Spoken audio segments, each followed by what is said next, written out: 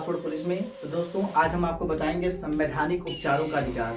यह वीडियो बहुत ही इंपॉर्टेंट है आम नागरिकों के लिए भी, अगर जो कंपटीशन की तैयारी करते हैं उन बच्चों के लिए भी। तो दोस्तों बिना किसी देरी के चलिए शुरू करते हैं। अनुच्छेद 32 को ही संविधान का आत्मा कहा जाता है। बहुत बार वनडे कंपटीशन में पूछा गया क्वेश्चन है कि संविधान का आत्मा किस अनुच्छेद को कहा जाता है, तो अनुच्छेद 32 को कहा जाता है। गारंटर किसे कहा जाता है? अनुच्छेद 32 को कहा जाता है। मौलिक अधिकार को कहा जाता है। आया बात समझ में कि नहीं आया? तो देखिए सुप्रीम कोर्ट अनुच्छेद 32 के तहत 5 प्रकार के लेख जारी करता है, जिसका नाम है बंदी, प्रत्यक्षीकरण, प्रतिषेध, परमादेश, उत्प्रेक्षण, अधिकार परीक्षा। इसको ट्रिक से याद करेंगे तो कहेंगे बंदी पति परमेश्वर उसका अधिकार, बंदी से बंदी प्रत्यक्षीकरण, पति से प्रतिषेध, परमेश्वर से परमादेश, उसका से उत्प्रेक्षण और अधिकार से अधिकार परीक्षा। तो दोस्तों चलिए एक करके समझ लेते हैं कि क्या कहता है ये जो पांचों लेख हैं।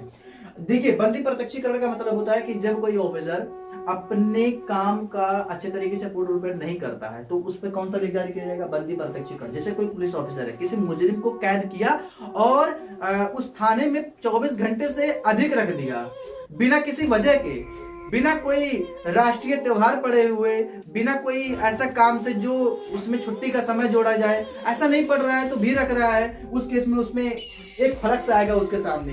कौन जारी करके रख देगा?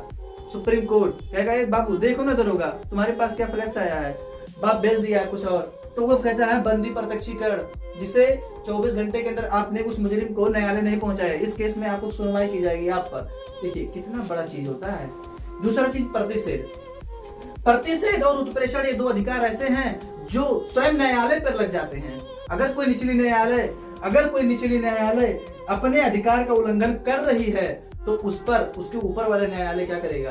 एक रिट जारी करेगा जिसका नाम है प्रतिषेध। लेकिन इसको समझने के बाद आप इसको समझिए, इसको समझाएंगे बाद में। यहाँ देखिए उत्प्रेक्षण, जब कोई निचली न्यायालय अपने अधिकार का उल्लंघन कर चुकी हो, यहाँ पे क्या कर रही है? जब कर रही है तो प्रतिषेध, कर चुकी है तो वहां पे क्या? उत्प्रेक्षण लगेगा। आया बात समझ में कि नहीं? दोनों क्या है? न्यायिक लेख हैं। यहाँ देखते हैं परमादेश।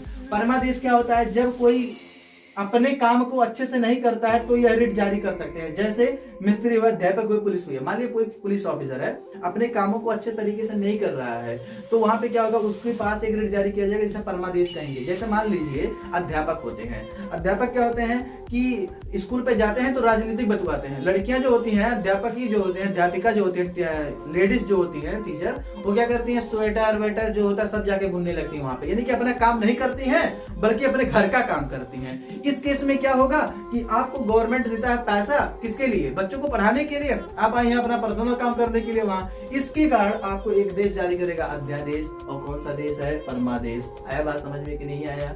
आपको ट्रिक द्वारा हंसी करके समझा रहा हूं भाई। प्लीज पसंद आए तो लाइक कर देना वीडियो को। आते हैं जो पांचवा होता है अधिकार परीक्षा। इससे इंग्लिश में कहते हैं कोवेरेंटो, ठीक है ना?